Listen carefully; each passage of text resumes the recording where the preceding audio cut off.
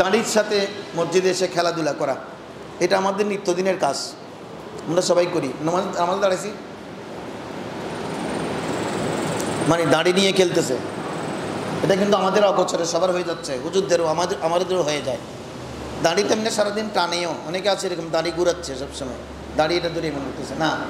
আপনি এগুলো করতে যাবেন, এটা অভ্যাস হয়ে যায়। নামাজে এসে দাঁড়াইছে, দাঁড়ি ধরে খেলাধুলা করতেছে, এটা মাকরুহে তাহরিমি।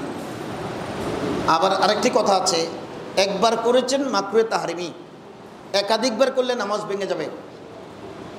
কারণ আপনি মশকরা করতেছেন দাঁড়ি নিয়ে, এটা তো নানা নাতির খেলা না।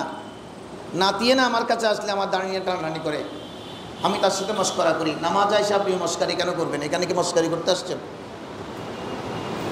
এই জন্য দাঁড়ি ধরে কেউ যদি অগোচরে একবার হাত চলে যায়, দ্রুত আপনাকে সেই হাত ফিরাতে হবে। হুজুর আমার দাঁড়ি চুলকাচ্ছে, যে চুলকালে আপনি একবারের বেশি না, বেশি চুলকাচ্ছে দাঁড়ির গোড়ায় হয়তো, তখন একবার আপনি একটু চুলকাতে পারবেন। একাধিকবার চুলকালে নামাজ ভেঙে যাবে, এটাকে বলা হয় আমলে কসির। এখানে হুজুর আছেন, হাজরা দেখেন, এনারা আমার চেয়ে অনেক বেশি ভালো জানবেন।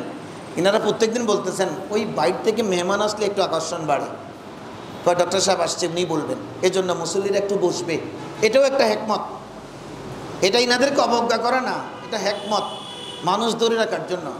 কারণ হুজুর বসলে বলবেন, ইনি তো প্রত্যেকদিন শুনি, প্রতি জুমাবারে বলি।